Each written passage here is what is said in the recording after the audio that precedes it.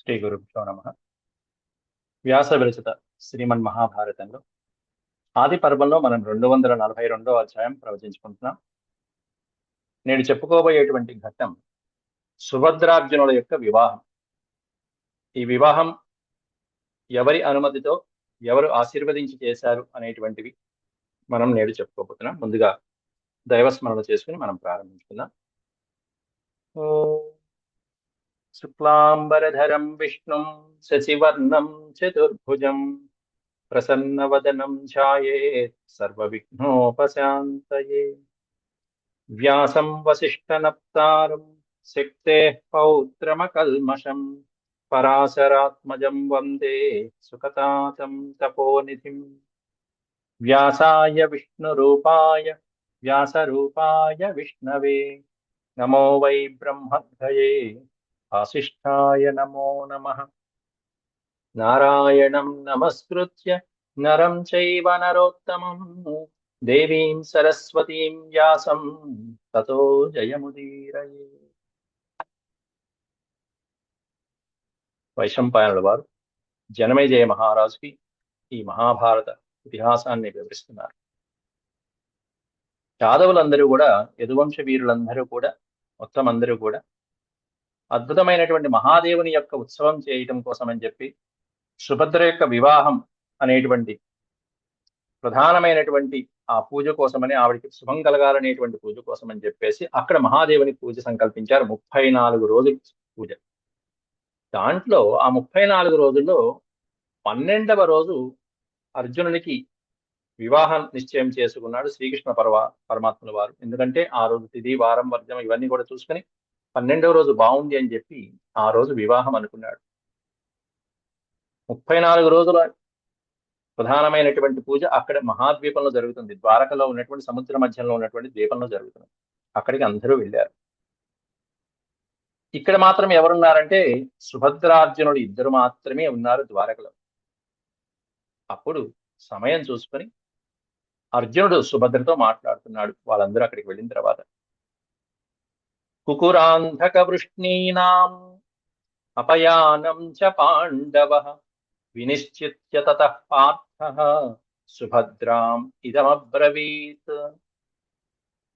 అంధక వృష్ణివాసులు ఎవరైతే ఉన్నారో యాదవ వీరులందరూ కూడా అపయానం, ఉత్సవం అనేటువంటి వంకతో వాళ్ళు ద్వీపంలోకి వెళ్ళి మహాదేవుని పూజలో నిమగ్నమైన తర్వాత పాండవ మధ్యముడైనటువంటి అర్జునుడు తతః వినిశ్చిత్య, ఇదే శుభ సమయం అని చెప్పి నిశ్చయించుకుని సుభద్రతో ఈ విధంగా మాట్లాడుతున్నాడు. సుభద్రాం ఇదమబ్రవీత్, ఈ విధంగా అంటున్నాడు.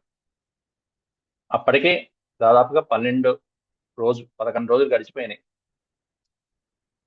ఎందుకంటే పూర్వపాఠంలోని చివరిలో శ్రీకృష్ణ భగవానుడు వారు ఈ రోజు తిథి సుభద్రార్జునుల యొక్క వివాహానికి సరి అయినటువంటి ముహూర్తం అని శ్రీకృష్ణ పరమాత్ముడే పూర్వపాఠంలో నిశ్చయించుకున్నట్టుగా చివరి శ్లోకంలో వర్ణించారు వ్యాసులు వారు.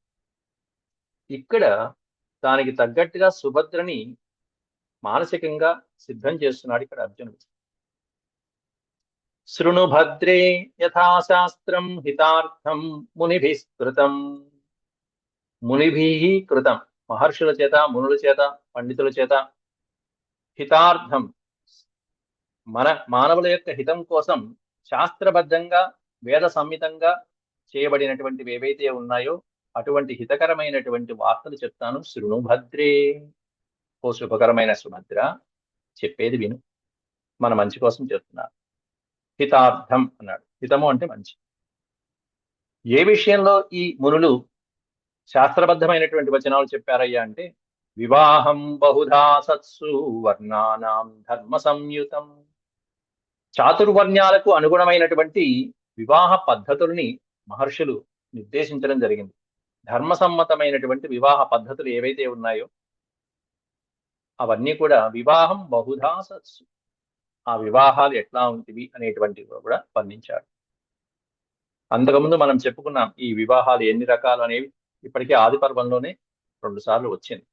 ఇక్కడ అర్జునుడు సుభద్రతో చెప్తూ, కన్యాయాస్తు పితా భ్రాత మాతా మాతుల ఏవవా పితుః పితా పితుర్భ్రాత దానేతు ప్రభృతాం గతః.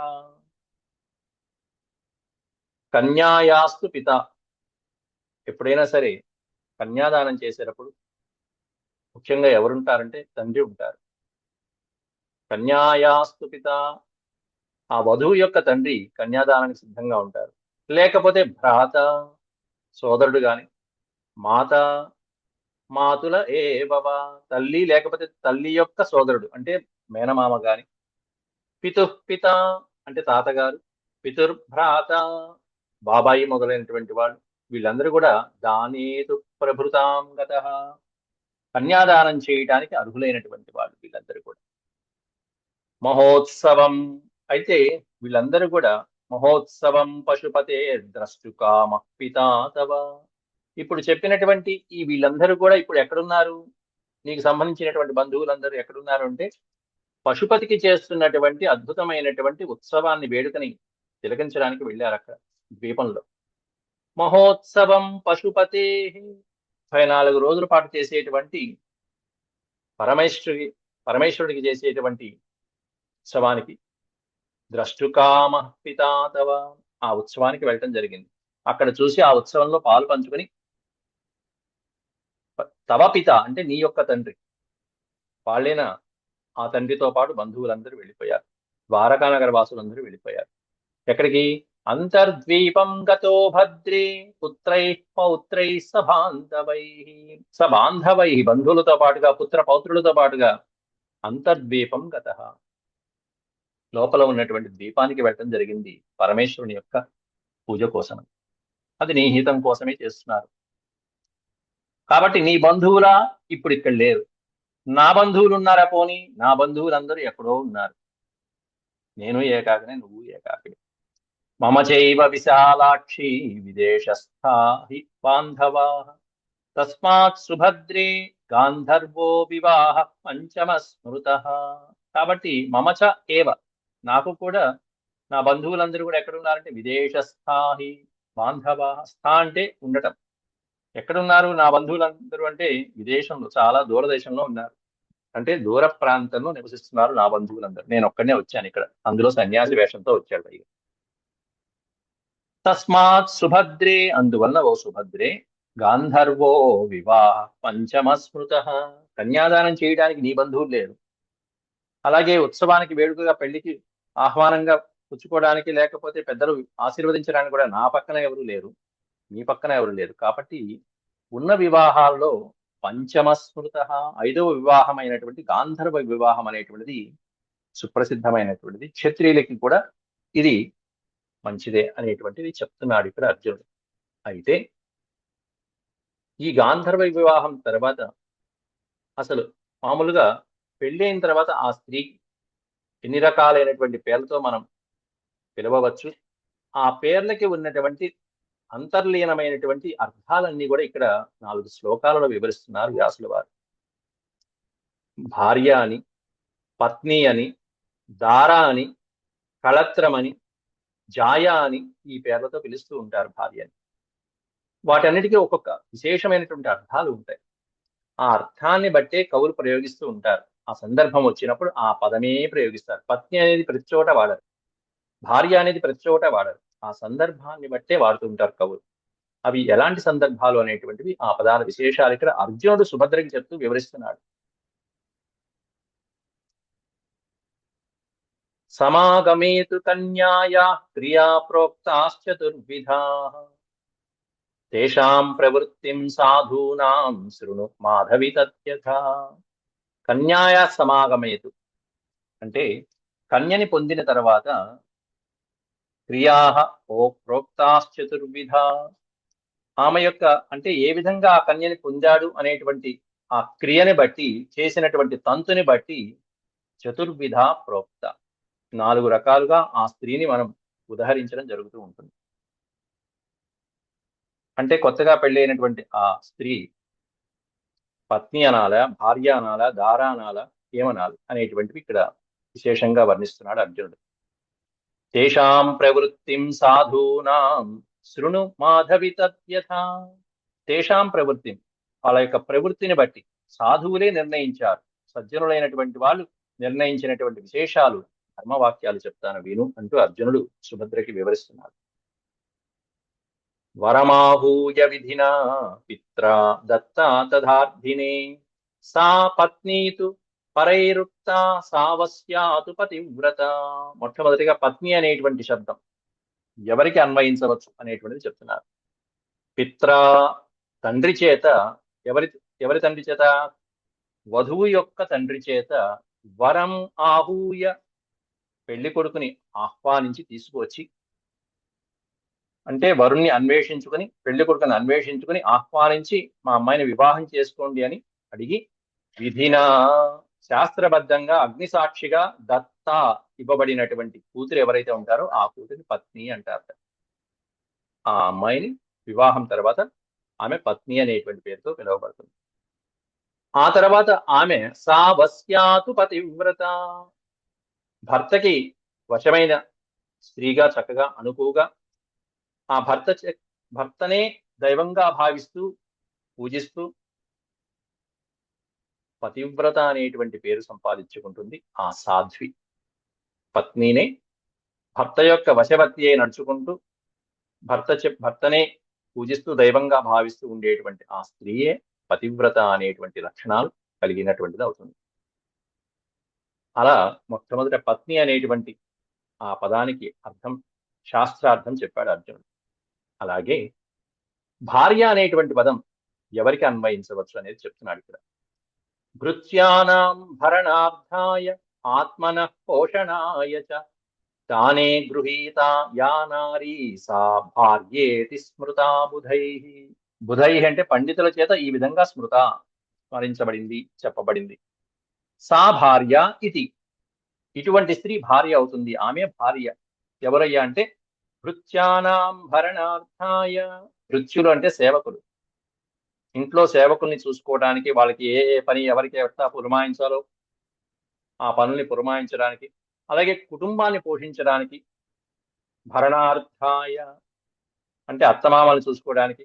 ఆత్మన పోషణాయ, లేకపోతే తనకి ఆ వివాహం చేసుకున్నటువంటి అతనికి భోజన వసతులు మొదలైనటువంటివన్నీ చూడటానికి, పోషించడానికి మొదలైనటువంటివన్నీ చూడటం కోసం అని చెప్పేసి, కన్యాదానంలో గ్రహించబడినటువంటి స్త్రీ ఎవరైతే ఉన్నారో, దానే గృహీత, కన్యాదానంగా ఎవరైతే గ్రహించబడతారో ఆ స్త్రీ, ఆ నారి, యా నారీ సా భార్యేతి స్మృత బుధైః, ఆ స్త్రీ భార్య అనేటువంటి సంబోధనతో పిలువబడుతూ ఉంటుంది.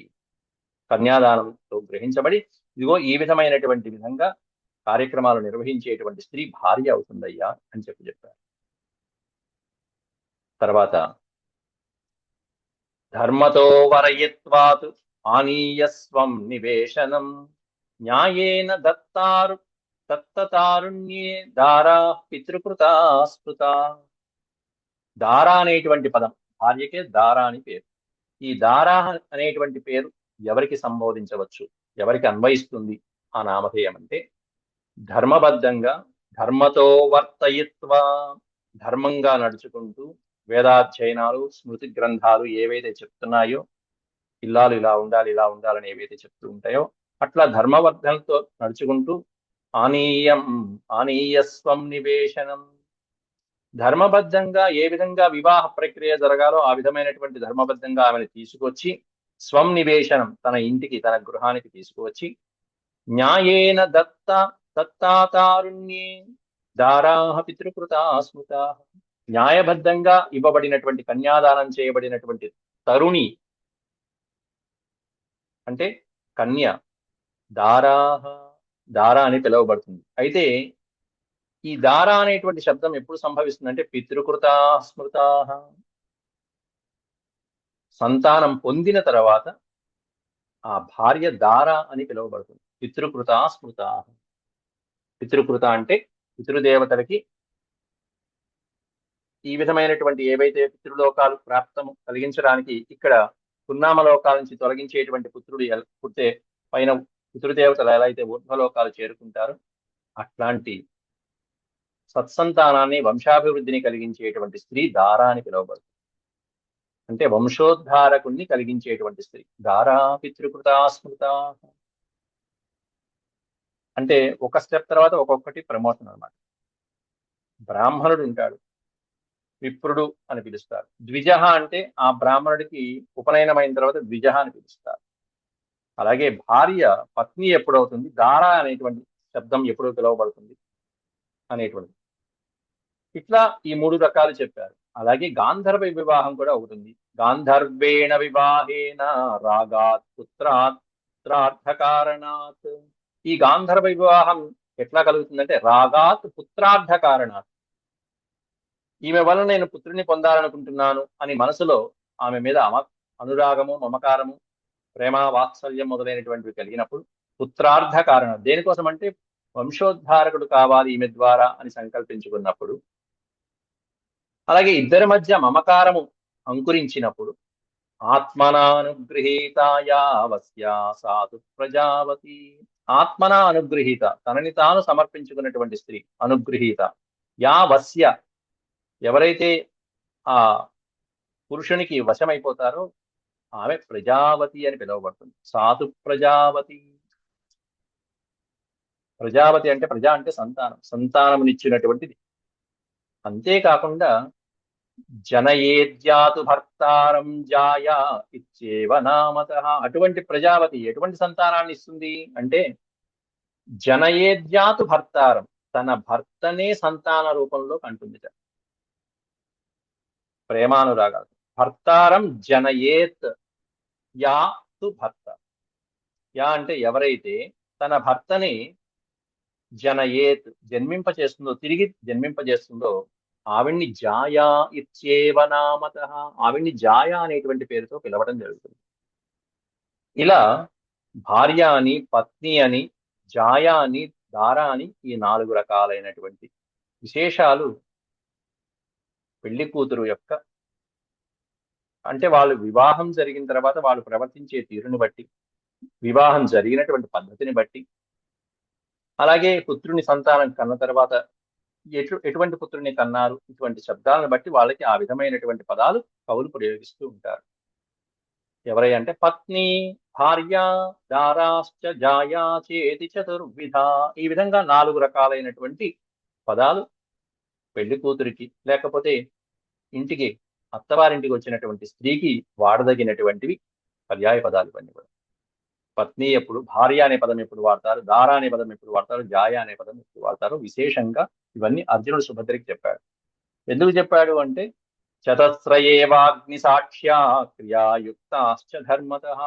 ఈ పైన చెప్పినటువంటి 4 కూడా అగ్ని సాక్ష్య, అగ్ని సాక్షి ప్రకారము ఒక క్రియ ఉండి, ఒక తంతు ఉండి, ఒక పురోహితుడు పూజ చేయించి చేయవలసినటువంటి క్రియలు ఏవైతే ఉంటాయో, మాంగళ్య ధారణ, లేకపోతే జీలకర్ర బెల్లం పెట్టడం, ఇలాంటి క్రియలన్నీ చేసి అవన్నీ యుక్తియుక్తంగా చేసినటువంటి ధర్మబద్ధమైనటువంటి వివాహ పద్ధతులు ఈ 4. దీనికి భిన్నంగా ఏ క్రియ లేకుండా ఉండేది గాంధర్వ వివాహం. ఈ పైన చెప్పినటువంటి ఇవన్నీ కూడా దేనికి సంబంధించినవంటే చతస్రహ, ఈ 4 కూడా అగ్ని సాక్షిగా చేసుకుని వేద ధర్మయుక్తంగా చక్కగా వివాహ తంతు నడిచేటువంటి ప్రక్రియ. అయితే వీటికి భిన్నంగా ఉండేది గాంధర్వ వివాహం. అది ఇప్పుడు మనం చేసుకుందాం సుభద్ర అంటూ చెప్తున్నాడు. ఎందుకంటే బంధువులు లేరు ఇక్కడ, కన్యాదానం చేయడానికి నీ తండ్రి లేరు, నా బంధువులు లేరు, పురోహితులు లేడు, అగ్నిసాక్షి అసలు లేదు. కాబట్టి మరి గాంధర్వ వివాహానికి కావలసినటువంటి ప్రక్రియలు ఏంటో కూడా చెప్తున్నాడు ఇక్కడ. గాంధర్వస్తు క్రియాహీనో. ఇదేమన్నా అగ్నిసాక్షిగా క్రియ ఉండేవి పైన చెప్పింది, ఇక్కడ క్రియాహీనం, ఏ క్రియ లేనిది గాంధర్వం. చేయి పట్టుకుంటే అయిపోయింది. గాంధర్వస్తు క్రియాహీనో రాగాదేవ ప్రవర్తతే. అయితే దీంట్లో ముఖ్యమైనటువంటిది ఏంటంటే రాగమేవి, రాగాత్ ఏవ ప్రవర్తతే. కేవలం అనురాగము, ప్రేమానురాగాల వలన మాత్రమే ప్రవర్తించేది ఈ గాంధర్వ వివాహం అనేటువంటి. అయితే సకామాయా సకామేన నిర్మంత్రో రహసి స్మృత. సకామాయా సకామేన అని పదం పెట్టాడు. ఇక్కడ గాంధర్వ వివాహంలో ప్రధానం ఏంటంటే ఇద్దరికీ ఇష్టం ఉండాలి. ఒకళ్ళకి ఇష్టం ఉండి ఒకళ్ళకి ఇష్టం లేకపోవడం కాదు. సకామాయా, ఇష్టపడినటువంటి స్త్రీతో ఇష్టమైనటువంటి వాడు అక్కడ వారు కలవటమే గాంధర్వ వివాహం అయిపోయినది. నిర్మంత్రో, నిర్మంత్ర, మంత్రాలు ఉంటాయా ఈ వివాహంలో అంటే ఏ మంత్రం ఉండదు. నిర్మంత్ర రహసి స్మృత, రహస్యంగా ఎక్కడైనా కలవవచ్చు. నిర్మంత్ర రహసి స్మృత. గాంధర్వ వివాహం చేసుకున్నటువంటి రాజులు, క్షత్రియులు ఎంతో మంది ఉన్నారు. ఇది 5వ రకం. మయోక్తం అక్రియం చాపి కర్తవ్యం మాధవి త్వయా. ఇప్పుడు నేను చెప్పినటువంటి ఈ గాంధర్వ వివాహ పద్ధతి ద్వారా వివాహం చేసుకుందాం మనం. ఎందుకంటే పైన జరిగినటువంటి ఇదిగో ఈ 4 రకాలైనటువంటి విధాలుగా చేసుకోవడానికి బంధువులు ఇక్కడ లేరు కదా. నేను చెప్పేది నీకు ఇప్పుడు అయుక్తం అనిపించినా కూడా, అయోక్తం అక్రియం చాపి, చేయలేనటువంటిది అయుక్తం అనిపించినా కూడా ఇది కర్తవ్యం. ఇప్పుడు మనం చేయవలసిన పని ఇది ఒక్కటే. ఓ మాధవి, ఓ శుభకరమైన దాన అంటూ త్వయా కర్తవ్యం, ఇలా చెయ్యాలి నువ్వు. ఇదే చేయటం మనందరికీ ఇష్టం. నీకు ఇష్టము, నాకు ఇష్టము. ఎందుకంటే అర్జునుడు అంటే సుభద్రకి ఎంత ఇష్టమో అంతకు ముందే చెప్పింది. ఏ విధంగా మోహపడిందో, మన్మథావస్థలో ఎలా ఉన్నదో రుక్మిణి మొదలైనటువంటి వాళ్ళు ఎలా ఓదార్చారు పూర్వపు అధ్యాయంలో మనం తెలుసుకున్నాం. అంతేకాకుండా ఇక్కడ మరి వివాహానికి శుభముహూర్తం ఎలా ఉండాలి అనేటువంటి అద్భుతమైనటువంటి జ్యోతిష్శాస్త్ర విషయాన్ని కూడా అర్జునుడు సుభద్రకి చెప్తున్నాడు. ఎందుకంటే ఆ ముహూర్తం ఏ రోజో కాదు, ఈ రోజు వచ్చింది. ఏముండాలట వివాహానికి శుభమైనటువంటివి అంటే ఏమేం చూస్తారు మామూలుగా ముహూర్తం పెట్టేవాళ్ళు? అయనం చైవ మాసశ్చ ఋతు పక్షస్తథా తిథి కరణం చ ముహూర్తం చ లగ్న సంపత్తథైవ చ. ఉత్తరాయణమా దక్షిణాయనమా అనేటువంటిది చూస్తారు, ఏ మాసమో చూస్తారు, ఏ ఋతువో చూస్తారు, ఏ పక్షము కృష్ణపక్షమా శుక్లపక్షమా చూస్తారు, ఆ తర్వాత తిథి చూస్తారు, కరణము ముహూర్తము లగ్నము సంపత్, ఏ సంపత్తు అనేటువంటివన్నీ చూస్తారు, దైవ అసుర సంపత్తులు మొదలైనటువంటి ఉంటాయి, అవన్నీ కూడా చూస్తారు. అయితే వీటిల్లో వివాహానికి ఏ అయినం గొప్పది, ఏ మాసం గొప్పది, ఏ ఋతువు గొప్పదో కూడా చెప్తున్నాడు ఇక్కడ అర్జునుడు. వివాహస్య విశాలాక్షి ప్రశస్తం చోత్తరాయణం. ఉత్తరాయణ దక్షిణాయనలో ప్రశస్తమైనటువంటిది శుభకరమైనది ఉత్తరాయణం అనేటువంటిది వివాహానికి చాలా సుప్రసిద్ధమైనటువంటిది. వైశాఖశ్చైవ మాసానాం పక్షాణాం శుక్ల ఏవ చ. వైశాఖ మాసంలో, అందులో కూడా వైశాఖశ్చైవ మాసానం, మాసాలలో వైశాఖ మాసం శ్రేష్టమైనది. పక్షాలలో శుక్లపక్షం అనేటువంటిది చాలా శుభప్రదమైనటువంటిది. వైశాఖ మాసం శుక్లపక్షం. నక్షత్రాణం తథా హస్త. నక్షత్రం ఏ నక్షత్రం బాగుంటుందంటే హస్త నక్షత్రం అనేది సుప్రసిద్ధమైనటువంటిది వివాహానికి. తిథుల్లో ఏదయ్యా అంటే తృతీయాచ తిథిష్వపి. పాడ్యమి నుంచి చతుర్దశి వరకు ఉన్నటువంటి తిథుల్లో తృతీయ తిథి అనేటువంటి వివాహానికి సుప్రసిద్ధమైనటువంటి. ఇక లగ్నం అంటావా, లగ్నో హి మకర శ్రేష్ఠ కరణానాం భవస్తథ. లగ్నంలో మకర లగ్నంతో వివాహం చాలా శ్రేష్టయుక్తమైనది. కరణంలో భవకరణము అనేటువంటిది సుప్రసిద్ధమైనటువంటి కరణం. ముహూర్తాలలో అన్నిటికంటే ముహూర్తాలలో సుప్రసిద్ధమైనది మైత్రో ముహూర్తో వైవాహ్య ఆవయో శుభకర్మణి.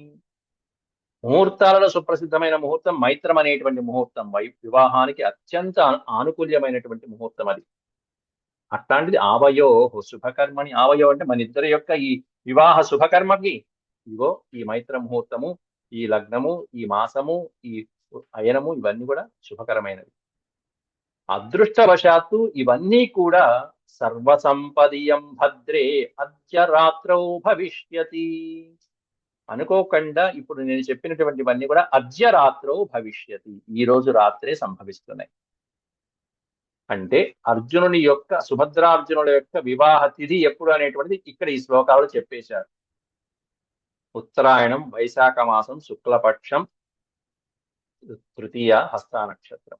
ఇది సుభద్రార్జునుల యొక్క వివాహ శుభ గడియ జరిగినటువంటి ముహూర్త బలం. కాబట్టి ఇంత అద్భుతమైనటువంటి సర్వసంపదీయం భద్రే, సంపదీయం అన్ని రకాల శుభప్రదమైనటువంటిది ఈ రోజే అద్యరాత్రో, ఈ రోజు రాత్రే మనకు అనుకూలమైనటువంటి సమయం, శుభగడియ శుభముహూర్తం రాబోతున్నది. కాబట్టి భగవాన్ అస్తమభ్యేతి ఆదిత్యస్తపతాంబర రాత్రో వివాహ కాలోయం భవిష్యతి న సంశయ. ఆదిత్యుడు అస్తమించిన తర్వాత భగవాన్ అస్తమభ్యేతి ఆదిత్యం, సూర్య భగవానుడు అస్తమించిన తర్వాత తపతాంబర, తప్పింప చేయడంలో శ్రేష్ఠుడైనటువంటి వాడు ఆదిత్యుడు. తప్పింప చేయడం అంటే తాపం కలిగించేవాడు. అట్లాంటి వాళ్ళలో శ్రేష్ఠుడైనటువంటి ఆదిత్యుడు ఆ అస్త్రాద్రి పర్వతం దాటిన తర్వాత, అస్తమయం సూర్యాస్తమయం అయిపోయిన తర్వాత రాత్రౌ వివాహ కాలోయం, ఇప్పుడు నేను చెప్పినటువంటి ఈ ముహూర్తం రాత్రి సమయం రాబోతున్నది. దీంట్లో సందేహమే లేదు. ఇది అద్భుతమైనటువంటి అని పెళ్లికి ముహూర్తం కూడా పెట్టుకొచ్చేశాడు అర్జునుడు ఇక్కడ. ఇక్కడ ఒక విషయం చెప్తున్నాడు. ఇప్పుడు నేను చెప్పినటువంటి ఈ వివాహము నీ సోదరుడైనటువంటి శ్రీకృష్ణ పరమాత్ముడికి కూడా సమ్మతమైనదే అని చెప్తున్నాడు ఇక్కడ. నారాయణోపి సర్వజ్ఞో నావబుచ్చేత విశ్వకృత్ ధర్మ సంకటమాపన్నే కిన్ను కృత్వా సుఖం భవేత్. నారాయణోపి సర్వజ్ఞ, శ్రీమన్నారాయణుడు శ్రీకృష్ణ పరమాత్ముడు సర్వజ్ఞ, ఆయనకు అన్నీ తెలుసు, నేను చెప్పక్కర్లా. ఆయన సలహా ఇస్తేనే ఇంత దాకా వచ్చాను. అవబుద్ధేత విశ్వకృత్, కాబట్టి ఈ మన ఆలోచనకి నా అవబుద్ధేత, అతడు తప్పుగా భావించడు, అన్యదా భావించడు ఆ శ్రీకృష్ణ పరమాత్మ. ధర్మ సంకటమాపన్ని, ఇటువంటి ధర్మ సంకటం వచ్చినప్పుడు ఇటువంటి ఆలోచించుకుంటాం. ఇన్ను కృత్వా సుఖం భవేత్, ఏం చేస్తే సుఖంగా ఉంటుంది అనేటువంటిది ధర్మ సంకట స్థితిలో మనం ఆలోచించుకుని చేస్తూ ఉండాలి. కాబట్టి దాన్ని ఆలోచించాను. శ్రీకృష్ణ పరమాత్ముడికి ఈ వివాహం సమ్మతమే అనేటువంటి విషయం అక్కడ చెప్పాడు. చాలు, ప్రధానమైనటువంటి విషయం. కాబట్టి మనోభవేన కామేన మోహితం మాం ప్రలాపినం ప్రతివాక్యం చ మే దేవి కిం న వక్ష్యసి మాధవి. ఓ మాధవి, ఓ శుభకరమైన దాన, మనోభవేన కామేన మోహితం, కామమోహితుడైనటువంటి నేను, అంటే మన్మథ అవస్థలో ఉన్నటువంటి నేను, నిన్ను చూసి విరహావస్థలో ఉన్నటువంటి నేను, నా మనసులో ఉన్నటువంటి భావాలన్నీ ఈ విధంగా ప్రలాపినం మాం, ఈ విధంగా చెప్తున్నటువంటి నాతో మాట్లాడకుండా మౌనంగా ఉంటావేంటి సుభద్ర? చెప్పు, నీ అభిప్రాయం చెప్పు.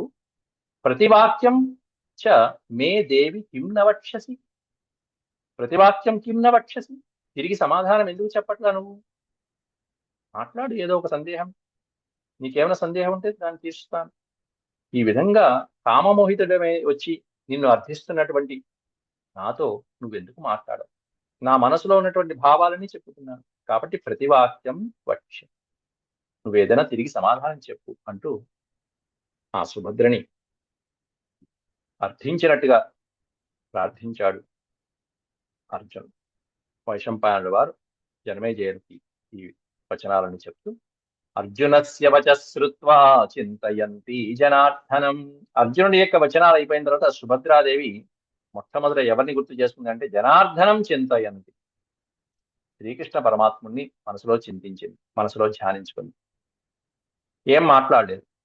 నోవాచ కించిత్ వచనం బాష్పదూషిత లోచన, పెద్దవాళ్ళు ఎవరు లేరు, ఈయనేమన్నా పెళ్లి అంటున్నాడు, పైగా రాత్రి అంటున్నాడు. ఏ కూతురికైనా అటువంటి సన్నివేశంలో ఎలా ఉంటుంది? కాబట్టి ఒక్కసారిగా కళ్ళల్లో నీళ్లు తిరిగాయి. బాష్పదూషిత లోచన. పోనీ తిరస్కరిద్దామా అంటే అర్జునుడు అంటే ఇష్టమే పోనీ. కాబట్టి మరి పెద్దవాళ్ళని రప్పించే ఉపాయం ఎలా అని చెప్పి అనుకుంటుంది. అందువల్ల మనసులో వాటన్నిటికీ ప్రధానమైన కారకుడు జనార్దనుని స్మరించుకుంది. ప్రాగోన్మాద ప్రలాపీ సన్ అర్జునో జయతాంబర చింతయామాస పితరం ప్రవిశ్య చలతాగృహం. ఆ పక్కనే ఉన్న అర్జునుడు ఏమన్నా మన్మదావస్థలో ఆ విధంగా ప్రలాపి, చెప్పవలసినటువంటివన్నీ మనసులో భావాలని చెప్పేశాడు. లగ్నము ముహూర్తం అన్ని పెట్టుకుని వచ్చేశాడు. జయతాంబర, ఎట్లాంటి వాడు అర్జునుడు? అందరినీ జయించేటువంటి స్వభావం కలిగినటువంటి వీరుడు. అట్లాంటి అర్జునుడు ఈ విధంగా సిద్ధంగా ఉన్నాడు తీసుకువెళ్ళటానికి, వివాహానికి సిద్ధంగా ఉన్నాడు. గాంధర్వ వివాహం అంటున్నాడు, అన్ని రకాలు చెప్పాడు, చివరికి గాంధర్వ వివాహం అన్నాడు. చింతయామాస పితరం ప్రవిశ్య చలతాగృహం. ఆ తర్వాత జనార్దనుని స్మరించి, ఆ తర్వాత తల్లిదండ్రుల్ని స్మరించింది సుభద్రాదేవి. చింతయామాస పితరం, ఆ తర్వాత మౌనంగా ఏమీ మాట్లాడకుండా లతాగృహం ప్రవిశ్యచ, ఆవిడ నివసించేటువంటి అంతఃపురం లతాగృహంలోకి ప్రవేశించింది సుభద్రాదేవి. ఆ తర్వాత దేవాది దేవతలందరూ కూడా దిగి రావటము, సుభద్రార్జునుల యొక్క వివాహం జరిపించడము జరుగుతున్నది ఇంకాసేపట్లో. అవి ఇంకా 30 శ్లోకాలు ఉన్నాయి, అవి రేపటి పాఠంలో మనం ప్రవచించుకుందాం. ఈరోజు సుభద్రార్జునుల యొక్క సంభాషణ, అలాగే వివాహ తిథి ఎప్పుడు అనేటువంటిది మనం చెప్పుకున్నాం. రేపటి పాఠంలో సుభద్రార్జునుల యొక్క వివాహం ఎవరు చేశారు, ఎలా చేశారు, ఎంతమంది వచ్చారు.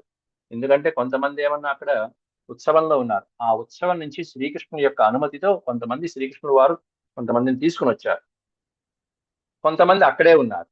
ఆ ఉన్న వాళ్ళు ఎవరు, వచ్చినటువంటి వాళ్ళు ఎవరు? ఆ తర్వాత మళ్ళీ ఉత్సవానికి వెళ్ళిపోతారు. మళ్ళీ 12 రోజులు ఉత్సవం చేస్తారు కూడా వివాహం తర్వాత. కాబట్టి మొత్తం 34 రోజులు. మొత్తం 34 రోజులు జరుగుతుంది ఈ ఉత్సవం. అవన్నీ కూడా మనం రేపటి ప్రవచనంలో మనం దీన్ని చెప్పుకుందాం. అంతవరకు శుభం. ఓం శాంతి శాంతి శాంతి. యదక్షరపద భ్రష్టం మాత్రాహీనం చ యద్భవేత్ తత్సర్వం క్షమ్యతాం దేవనారాయణ నమోస్తుతే. సర్వం శ్రీకృష్ణార్పణమస్తు. ఓం నమో భగవతే వాసుదేవాయ. హరి ఓం.